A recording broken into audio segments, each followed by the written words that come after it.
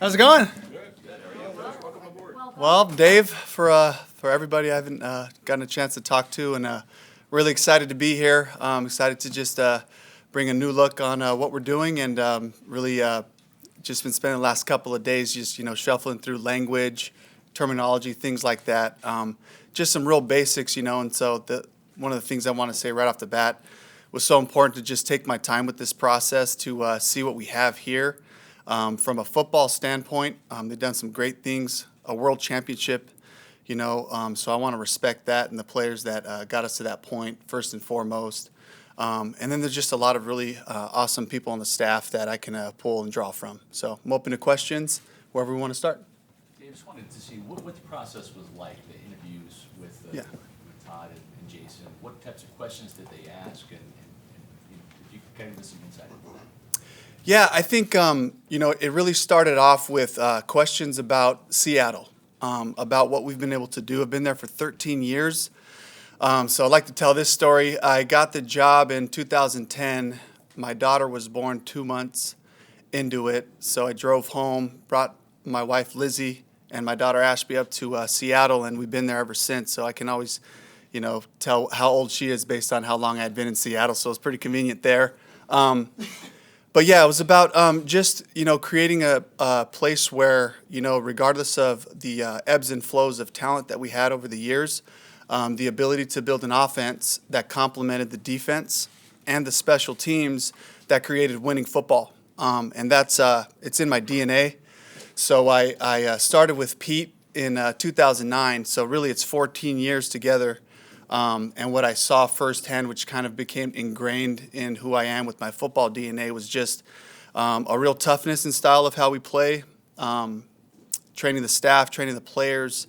These are the critical variables that help us win games. And so starting from there, those are a lot of the conversations we had, and having the chance to coach against Todd for a couple of years in Arizona, and some of the battles we had there with Bruce as well. So there was some familiarity, but then, in recent years, Shane Waldron came from the Rams and brought a system that was just really revolutionary in the way that we teach it, the way we streamline it, the way we present it, using media, using digital, using all types of technological tools for us to make it user-friendly for the players. So it was a combination of those things. You started to kind of answer my next question, but Yeah. you've worked with a lot of different coordinators. You mentioned Shane Waldron, Brian Schottenheimer, Yeah.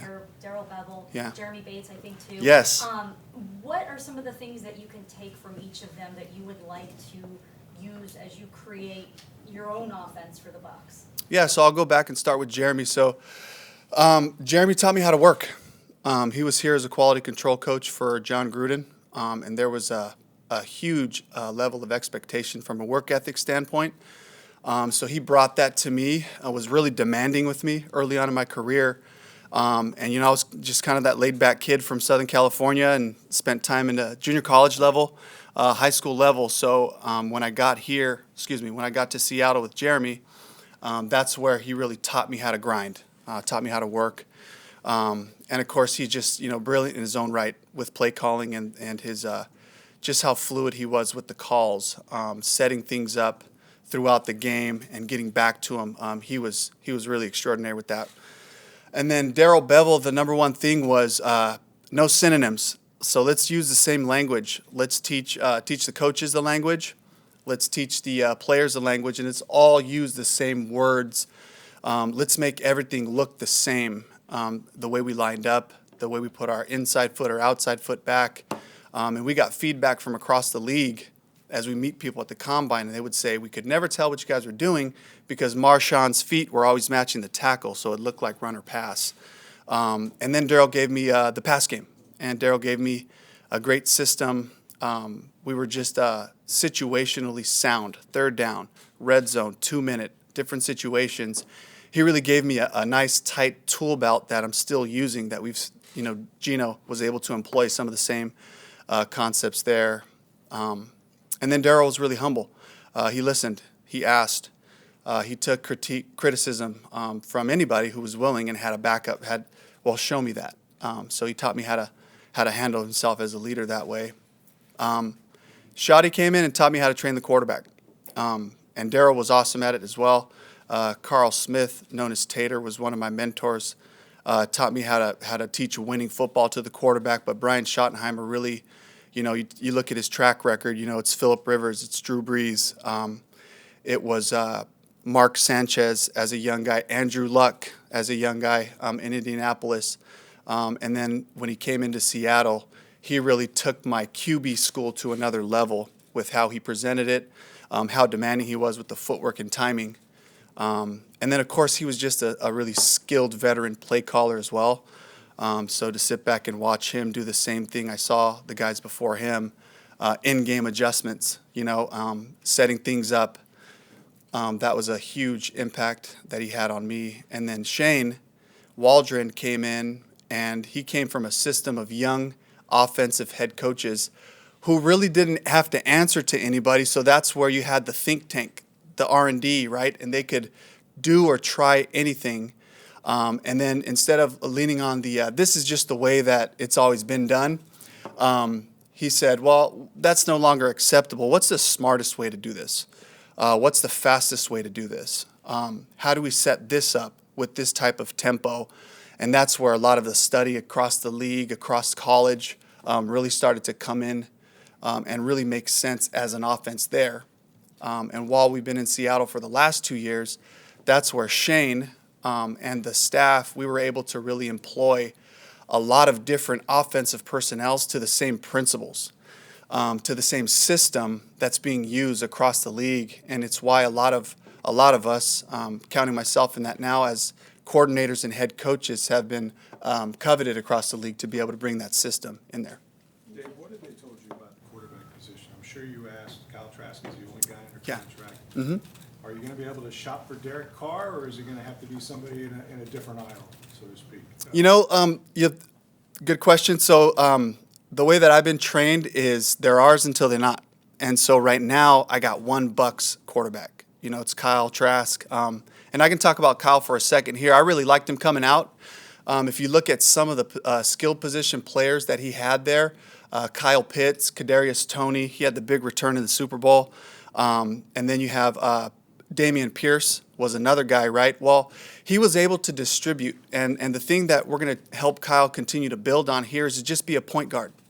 Point guards don't have to be the one that score all the points. You just distribute. Play on time. Get the ball out of your hands. Life's better that way when you do that. And you got these bears chasing you. And if you don't like bears chasing you, then get rid of the ham. And that's the football, right? And so just teaching him those principles, allowing him to be a distributor. And the other part, too, about just QB philosophy and play, coming from a junior college background and high school and all that, we really didn't care if the guy was 5'10" or 6'4". I had a 6'6" quarterback. The one thing we were looking for is, can this guy play catch? And Shoddy called it the me to you factor. I love that. It's just me to this guy, learning who my skill players are and being able to distribute. He's already shown he can do that. And then on top of that, it's just a really quarterback-friendly system. Because of the balance of the run and the pass, we're not going to put him in harm's way a lot until, of course, you get in those situations where you got to throw it a little bit. And then we'll do that as smart as way as possible.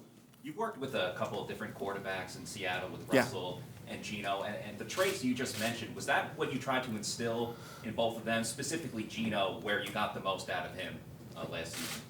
Absolutely. So, and that's where the system has proven itself. It's a style of play. So if I go back to SC for a little bit, right, you just start rattling off the quarterbacks that came out of there, going back to Carson Palmer, and you had Matt Leinart, then here comes John David Booty, and then Mark Sanchez. Matt Barkley falls into that category as well.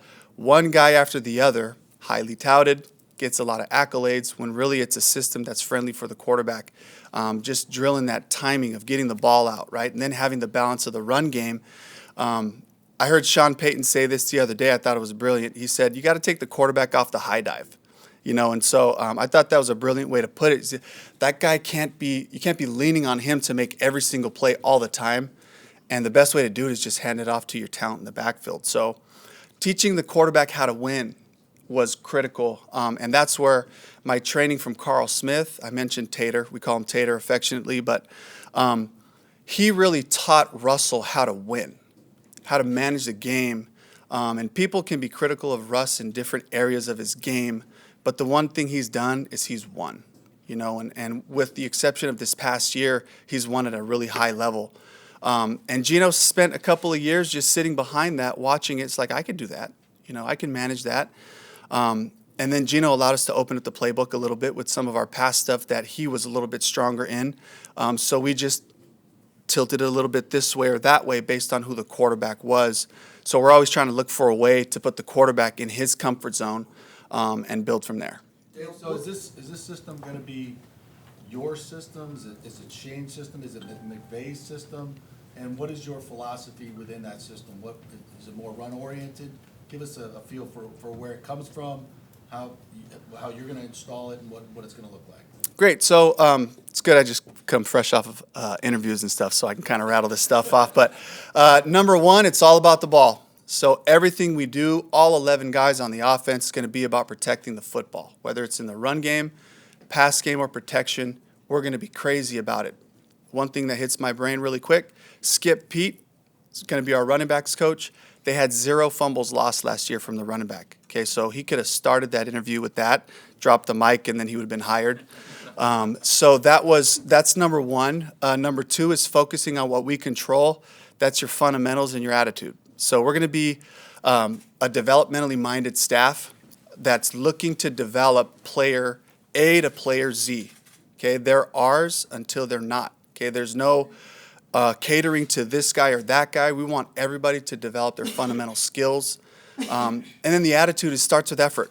And that's one thing I go back to Pete, from day one, the very first day of spring, very first day of camp, we critique effort first. So we're looking for people trying really hard. We'll get the how to, but we got to get the how much and how fast going before we can really take a step from there.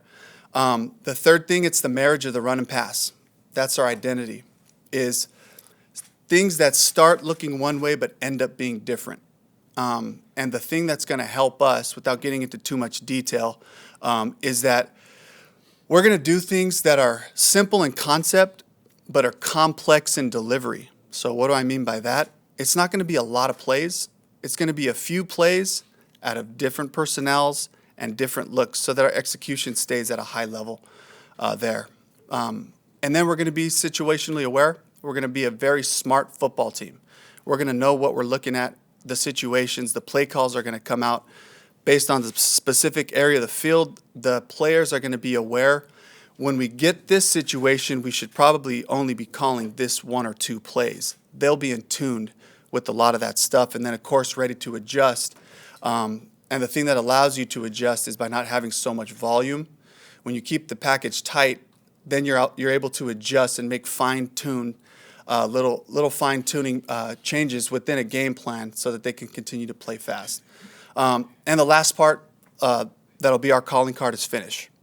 And you'll see linemen running down the field. You'll see Gino last year chasing Ken Walker down on runs, just trying to get his body in the way, in a smart way to keep himself safe. But you're going to see 11 people fly off the ball and really finish drives, finish quarters, finish halves, and finish games, and it starts in practice.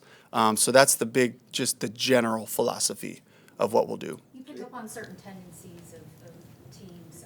In Seattle, like there's a lot of 12 personnel compared to what this team did. Mm-hmm. A lot of pistol, fairly pistol here. Did more mass protect here, is more like 5 wide. Are there any of those kind of core principles that you'd like to carry over that may be different from what this team did in the past? A lot more personnel, you hit that. But then again, it's going to come to like, who do we have? Who are our guys? Who are our players? And then that'll give us the flexibility, right? Because I think as a coordinator, it's about developing the scope. So as long as you have the scope, what I mean is, how much can this group handle? Okay, this is not the Seahawks. This is not, Buccaneers 2022. This is our new team.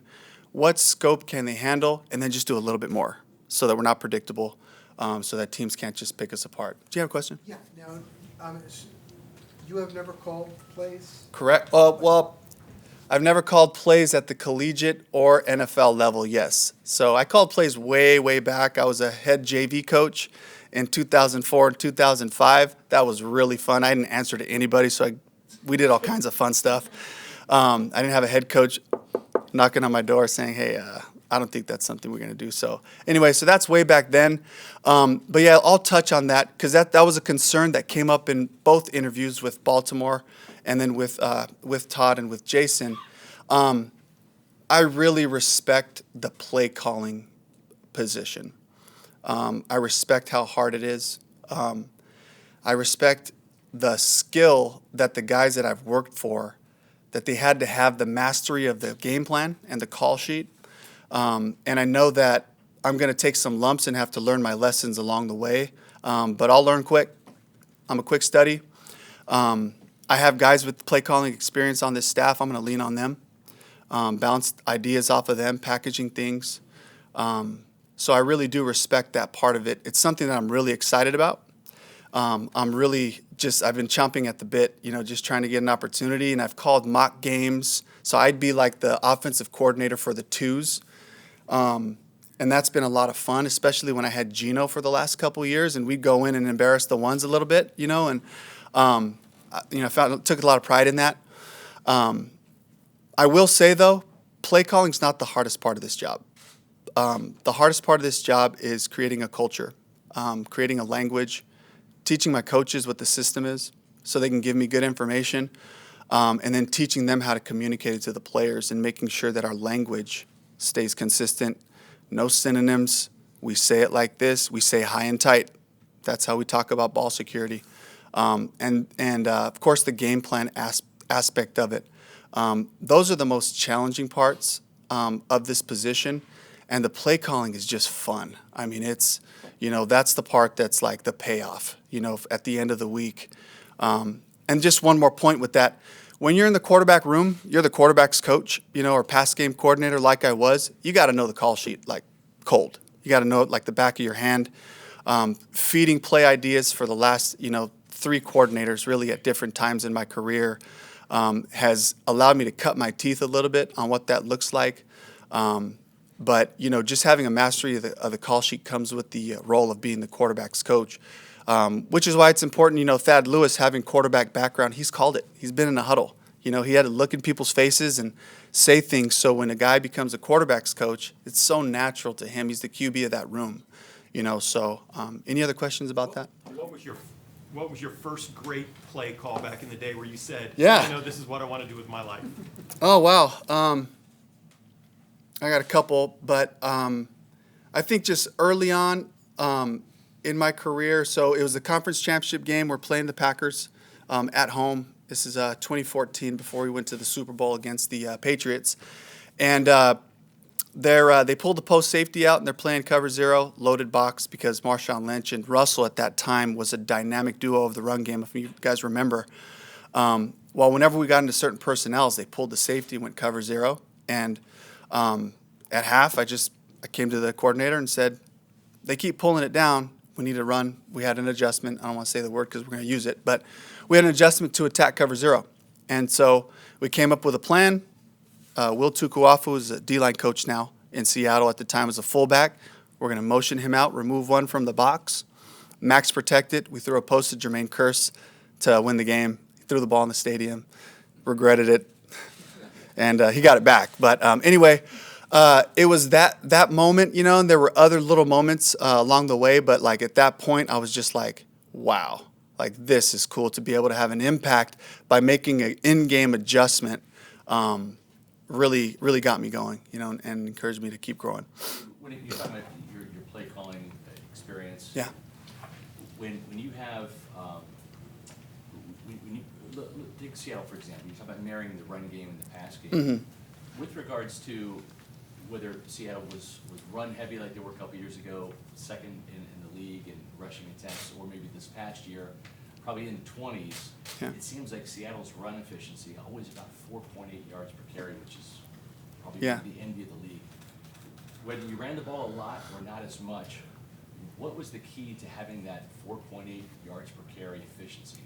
And how can you bring that type of efficiency to the league's worst rushing attack? Yeah, so first of all, you got to have great players, right? So I'll rattle them off, right? Marshawn Lynch, You know, you had Thomas Rawls, who was fantastic for a couple of years. Chris Carson came in out of nowhere as a 7th-round pick and just ran like a madman for a couple of years. Here comes Rashad Penny, you know, and Rashad's been an explosive, you know, play waiting to happen.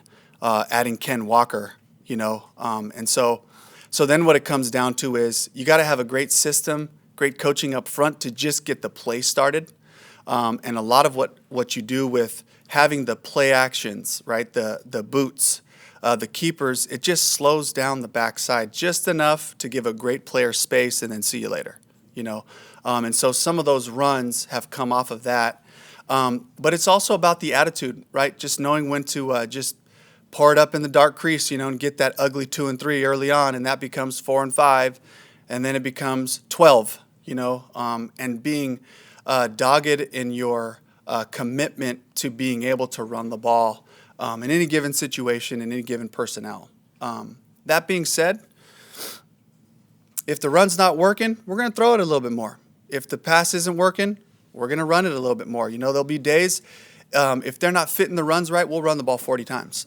You know, and there'll be days where you got a matchup outside with Mike or Chris Godwin, and we're blocking them pretty good, you know, and we could throw for 400-plus yards, and that's happened in our past in Seattle as well. Is just like do whatever it takes to win, and above all, take care of the ball. So, you know, having that balance is critical, and it's not about establishing the run. You know, it's about establishing an attacking offense that makes you have to defend the run, but also defend the pass, you know, and then that's when you become dangerous. Yeah, go ahead. You mentioned Skip Pete. Could you go through the list of the other offensive coaches, one that you bring in with you? Sure, yeah. What you think of each one? Great. Okay, so let's start up front. So first of all, Harold Goodwin and Joe Gilbert are here.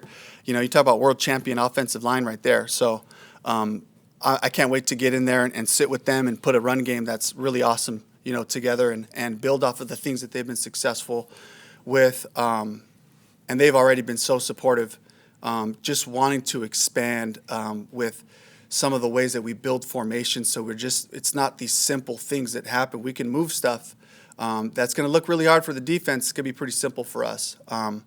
John Van Dam, the tight ends coach, is already here. He's got quarterback, OC background.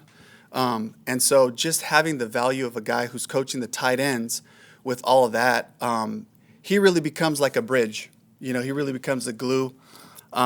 Makes me think of our tight ends coach in Seattle, Pat McPherson, who had the same type of background. He's a quarterbacks coach in Denver, as well as a tight ends coach. And so he's been kind of the bridge over the years of whatever our run game is, man, Pat's got these keepers and these play actions that really make it come to life.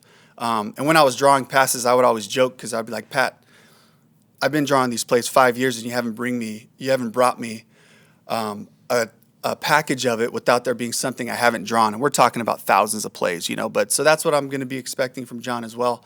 And then Skip Pete, we talked about. Just fired up to just be able to lean on him too, just as things get rough at times, you know. Somebody who's been around to be able to calm me down as I can get a little bit excited and got a lot of bottled up energy and a bunch of ideas, but that'll be really helpful. And then Brad Idzik, so 5 years at Stanford as an assistant, and then 4 years in Seattle, quarterbacks and receivers. The thing that I'll say about Brad, there's 2 reasons really why I had to have Brad. Number one, you look outside after any practice, he's out there with somebody working, or 2 or 3 guys. He was always that safety net, just kind of catching guys. You know, if you have 12 guys in a receiver room, he's working with the bottom half. If we brought a free agent in who needed help transitioning into a new system, Brad's right there early, afterwards. Here's the plan. Here's how we package these things. Here's how to block this guy right there. And that's going to be really important with Mike and with Chris. You know, for him to be the bridge for those guys into this new system, you know, and that's going to be a really important task of Brad's. And he was mentored by Sanjay Lal in the receiver room. Some of you might not know him. He's regarded as one of the best receiver coaches out there. And he trained Brad. And so Brad's going to be able to employ some of those study film, you know, different techniques and all that he'll bring. And probably most importantly, he's my workout partner. So he's 10 years younger than me. and he can go. So like I'm chasing him up and down the gym, and it keeps me alive. And so we've spent a lot of good time, a lot of good hours together. Knows the area too, I think. And yes, he knows the area. John and Carol Idzik live not too far from here, so just a really cool homecoming for him too. You mentioned the keepers and the bootlegs and the quarterback running obviously is a big part of your run offense. How do you think Kyle fits in that? Is he mobile enough to be that guy? And I'm sure Harold and Joe will be happy if you actually call running plays too. Yeah, so with Kyle, the QB run stuff, QB read stuff won't be a big feature of what we do. But as far as everything else that we do in terms of the play actions and the keeper game, he's plenty athletic enough. He's got short space quickness. If you guys remember his Florida tape, the protection wasn't always great. And he just had a real gritty, savvy way of moving in tight spaces to get the ball gone to his players. So he's got plenty of athleticism to run our system. Jared Goff, right, was in the system. Aaron Rodgers, Russell last year, Russell was not the young Russ, who was the runner and all that stuff, So there's really no concern for me there with Kyle. Can you talk When about you got the job, or Yeah. interviewed for the job, I know you worked with Jeremy Bates. Yes. Bates worked with Todd Bowles. Mm-hmm. Was he a conduit, or did the Bucs reach out to you, or did you reach out to them? How'd that work out? You know what? I got to ask Todd. I'm not really sure exactly how my name came across, but I know my agent was the squeaky wheel, and I got an interview with the Ravens, who found me based off of some people use like a search, like a talent or career search type of committee to look at who would be good people to talk to. Really, Gino put me on the map. How well he played this year, and then I was able to have that opportunity, and then my agent just kind of was like, he's got an interview. You should talk to him. You should bring him in. You're going to like him. And then behind the scenes, I've gotten to know Tony Dungy over the last 6 or 7 years, and he knows Todd pretty well. So I'm sure a text from Tony goes a long way.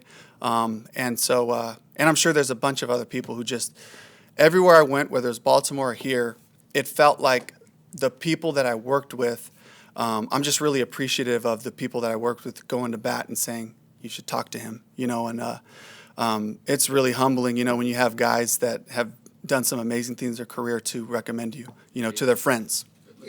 So it really sounds like you're building this offense to fit Kyle Trask. Is that because he's the only quarterback on the roster?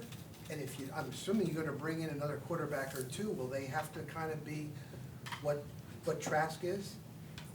That's a good question. I would say really right now, the system is the system. It handles, any real type of quarterback, and so it's not so much that we're going to be building it through Kyle. It's just that as I get to know him and study him, the things we do will be in his wheelhouse. So, and it's going to be about our tight ends. It's going to be about our backs. It's going to be about Mike and Chris, and Russell. It's really the whole thing. When I say system, it's not so much the plays that are run, but it's the marriage of the run and pass, and it's the attacking style that we're going to be in and out of tempos and multiples. So that part really, you plug and play your talent, and then the plays become the plays. But it's the system that is flexible. Dave, speaking about your wide receivers, Chris Godwin was kind of the straw that stirred the drink here in playing that slot role in Bruce Arians' offense. Would always lead this team in targets, would be involved in the running game at the point of attack with some motion. Yeah. Is his role going to continue in the slot primarily? Is he going to be more outside? How do you see Mike and Chris being used in your offense, given their stature and what they've been able to produce so far? I would say specifically, they just do so many good things outside the numbers with the one-on-one matchups. That'll definitely be a part of what we do. And then moving the receivers to gain access. You can release easier if you move your receivers around. So we have a simple system that allows us to be able to do that, to give them access into the secondary. And when you get a big sucker like those guys with a free run, where they're not having to face press all the time, and they're both magnificent versus press. That's the cool part. But, just anytime you reduce football to just being like mano-a-mano ball, it's just not smart football. So anything that you can do to get a matchup, advantageous matchup, or to move a guy to gain access, we'll do those things. And we definitely use our receivers in the run game. So having two big guys who can do that is awesome. And actually, Russell is fantastic in there too. He's really tough. So that's another guy that we'll be able to use. So sorry if I didn't answer that specifically, but You're going to have a, oh, sorry, go ahead. Oh, All right, thanks. You're going to have a young running back to work with. Yeah. With Rashad White. You just give us your thoughts about him, and he actually had one of his best games in the Bucs Seahawks game in Germany. Was there Yeah. anything that caught your eye in that game? oh yeah, just the what shocked me about that was the toughness and the style that he ran, because I saw him as this like versatile guy who you could run routes with out of the backfield, split him out wide, and do some things like that, plus the run game. But then you see his attitude, in person in Germany, and just see the style that he ran downhill. He was aggressive, the violence that he played with, and you go, wow, this guy could be special. He's got some great skill sets that really fit into our system. Okay, thank you. Thank you very Good. much. Hey, thank you all. I was asking about the ground game anyway.